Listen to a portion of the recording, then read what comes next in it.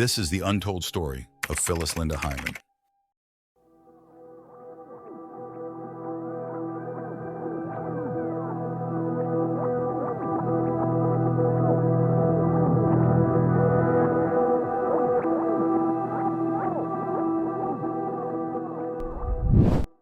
In the latter half of the 1800s, Ishmael Lynch, son of Native Americans George and Millia Lynch, began working on the plantation of William Hyman, a slave owner in Hamilton, Martin County in North Carolina.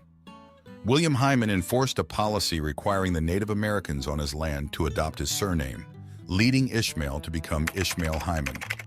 On this plantation, Ishmael met Cassandra Cross, another native working as a housekeeper. The two fell in love, marrying in 1870. By 1874, they welcomed their first child, James Benjamin Hyman, eventually having 8 more, including Zachariah Henry Hyman, the grandfather of celebrated actor Earl Hyman, known for his role as Russell Huxtable and Cliff's father on The Cosby Show. Ishmael, a staunch advocate for liberation, something that would be seen in Phyllis later in her life, worked tirelessly to secure a better future for his children. And so, following the Civil War, which saw the abolition of slavery, he invested around $35 to buy land in Goose Nest, Martin County, through one Solomon Hyman, a significant step towards establishing his family's legacy. His son, James Benjamin, a Baptist minister and farmer, would marry Lizzie Hilliard in 1896 and together sire 6 children, among them Philip Hughes Hyman, born in 1919.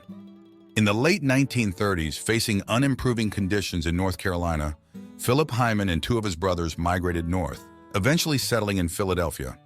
Shortly after, Philip was drafted into the Army, serving from December 1941 to November 1945, stationed in North Africa.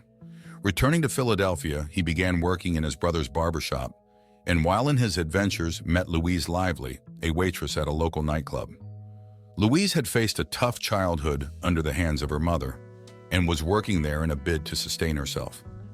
Their relationship grew more than cordial, and before they knew it, Louise was pregnant, leading to marriage between the two shortly after. On the 6th of July 1949, she gave birth to a sweet little girl, her name Phyllis Linda Hyman. With the mother retiring to fully raise her kid, Philip had to step up to provide for his people. He left the barbershop for a job as a postal clerk at the railroad. The family moved to Pittsburgh's St. Clair Village housing projects.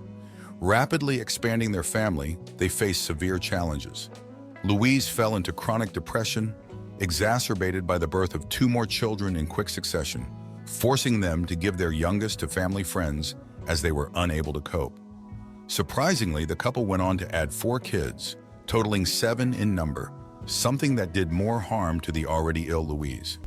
To add salt to the injury, Philip was always absent, due to working overtime at his railroad job. An absent father plus an ill mother, a recipe for disaster. The household descended into chaos, with the children suffering neglect, unkempt and untidy becoming their middle names. And if you thought this was the worst that the cruel world had thrown at the Hymans, here's more. Working overtime took a toll on Philip, the sole provider of the family. Coupled with the aftermath of his time in the military, he developed back problems, forcing him to early retirement on medical disability. He had no option but go back and do barbering part-time in their basement. But the financial and emotional strain caused frustrations, driving him to heavy drinking and time to time verbally abusing Louise in front of the kids. In the neighborhood, the Hyman family faced disdain, fueling a sense of self-loathing among the children who blamed their circumstances on their parents. Phyllis, feeling a fleeting sense of being cherished in her early years, always considered herself distinct from her siblings, whom she dismissively called, quote, her cousins. Unaware of her mother's struggles, she often rebelled and turned a deaf ear to her advice, mirroring her father's verbal abuse towards her, and also intimidated her younger siblings into submission, further complicating the family's dynamics. Jeannie, the third-born, who had been under the care of family friends for her first 6 years, recognized the need for change. With resolve, she took on the responsibility of preparing her younger siblings for school, ensuring they were presentable and fed, aiming to introduce some semblance of order and care into their chaotic lives. Back to Phyllis, with her self-centered trait, she didn't care about the others, but herself. In fact, as a kid, she always perceived the family's poverty as a curse and was quoted saying she wanted no part in it. It also made her develop resentment towards marriage even more, and to her, all she wanted was to grow up to be an independent rich woman and not follow her mother's footsteps. My dream as a child was to be a rich, successful, single, childless, Afro-American woman. With her spunky and strong personality, her rebellious nature drove her to look for guidance out there on her own, developing an extroverted character in the process. Unbeknown to her, she had a hidden talent, a talent that didn't take long to get noticed. While attending Philip Murray Elementary School, her music teacher, the beloved Eleonora Lasesna, God rest her soul, noticed her vocal talent and dedicated herself to nurturing Phyllis's gift, offering the encouragement and guidance her parents could not provide. Renowned for fostering a love of music and elegance among her students through her innovative concerts, Mrs. Eleanor ensured she brought the best out of her students. Under her care, Phyllis was in safe hands, very safe hands. It is believed that her special talent may have been passed down to her through Walter Lively, her maternal grandfather, who was a musician and traveled the U.S. to perform in the early 1930s. By the time she attended Knoxville Junior High, her mature voice stood out, making her a local talent show sensation. Her unique combination of light skin, extroverted personality, and humor won her popularity across all age groups in the school. While in 6th grade, some 7th and 8th graders approached her with the intent of forming a vocal group, giving her the lead role. Due to her young age, they had to get permission for her to sing with them. Going by the name the Centrails, they performed in a number of talent shows and always emerged winners. When alone, Phyllis would at times tag along her sisters as her backup singers.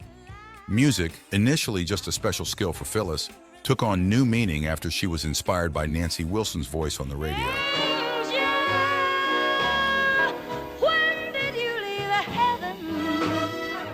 That magical voice changed her trajectory in how she viewed music, and Nancy's voice became the standard unit of vocal prowess.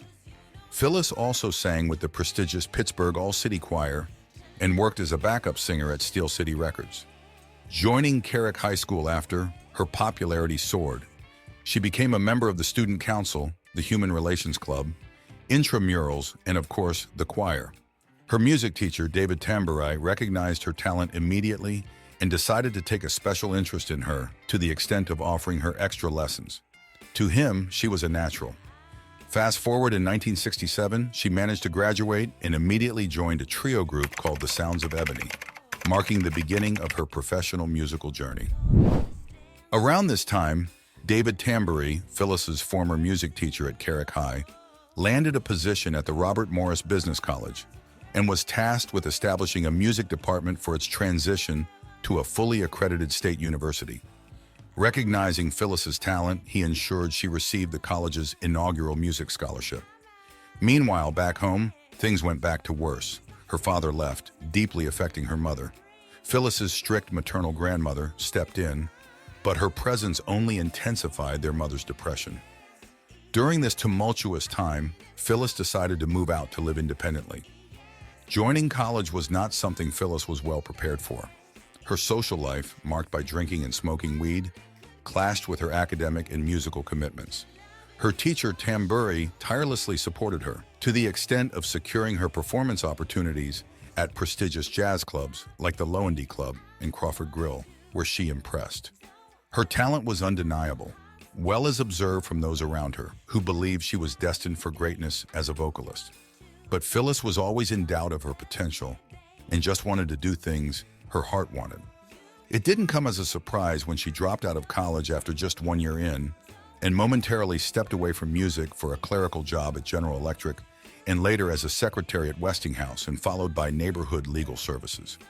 Her aspiration for a corporate career was hindered by her chronic tardiness, suggesting her true calling lay elsewhere, beyond the confines of a conventional job.